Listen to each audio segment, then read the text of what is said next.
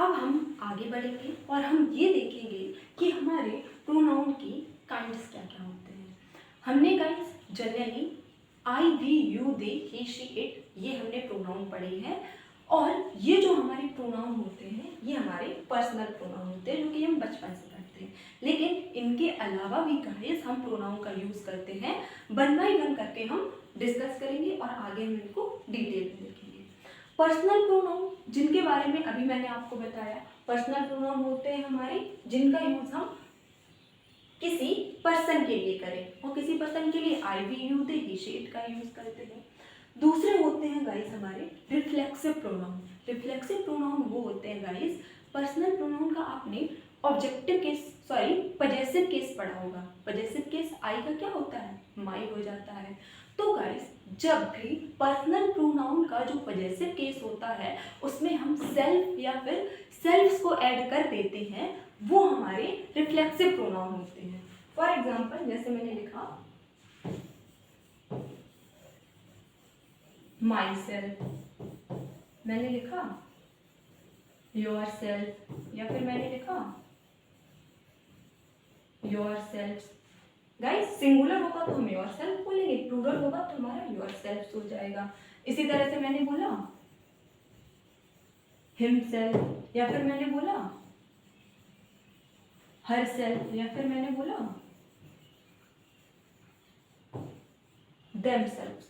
यहाँ पर हमने क्या किया है, जो हमारा प्रोनाउन का पजेसिव केस है उसमें हमने सेल्फ या फिर सेल्फ्स को ऐड कर दिया है। तो ये सभी गाइस जैसे कि माई सेल्फ हो गया, हिम सेल्फ हो गया, हर सेल्फ हो गया, ये सभी हमारे रिफ्लेक्सिव प्रोनाउन के अंतर्गत आते हैं।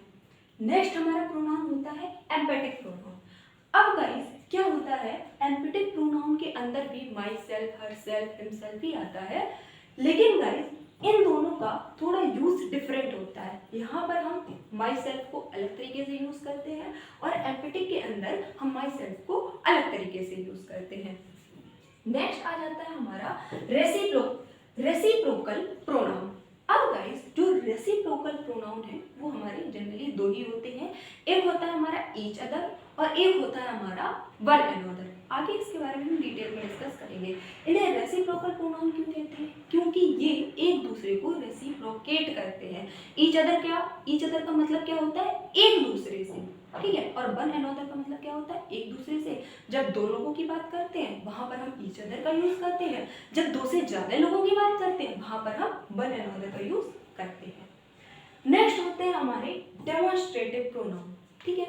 अब डेमोन्स्ट्रेटिव प्रोनाउन क्या होते हैं, जैसे मैं कहूँ कि ये किताब है और किताब अगर मेरे पास रखी है तो मैं क्या बोलूँगी, दिस इज अ बुक, ठीक है। अगर किताब मेरे दूर रखी है तो मैं कैसे बोलूँगी, दैट इज अ बुक, ठीक है। किताबें बहुत सारी हैं तो मैं क्या बोलूँगी, दीज आर बुक्स।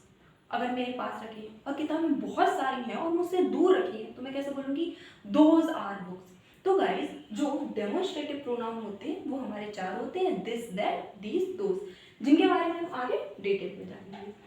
नेक्स्ट है गाइस हमारा इंट्रोगेटिव प्रोनाउन। इंट्रोगेटिव से आप क्या समझते हो, इंट्रोगेटिव आपने बचपन से पढ़ा होगा, हम टेंसेस भी पढ़ते हैं उसमें भी हम इंट्रोगेटिव के बारे में सुनते हैं। तो इंट्रोगेटिव क्या होता है, क्वेश्चन करना किसी से।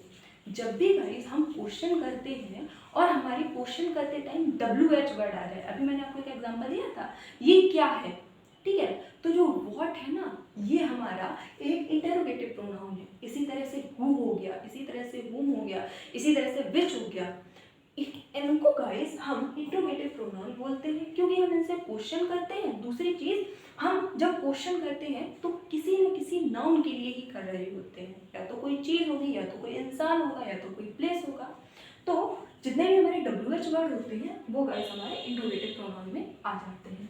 नेक्स्ट होता है हमारा इंडेफिनिट प्रोनाउन।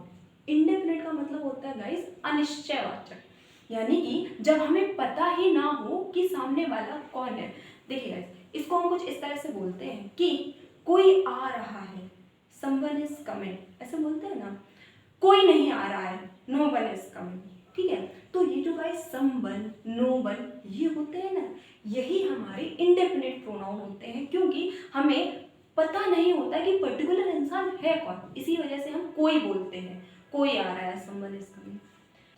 अब डिस्ट्रीब्यूटिव प्रोनाउन में गाइस जनरली क्या होता है, हमारा ईच आ गया, ईदर आ गया, नीदर आ गया, ये सारी चीजें आती हैं। ईच में अगर हम ईच का यूज करते हैं तो ईच का मतलब क्या होता है, ईच का मतलब होता है प्रत्येक, तो पर्टिकुलर एक एक इंसान की हम बात कर रहे हैं।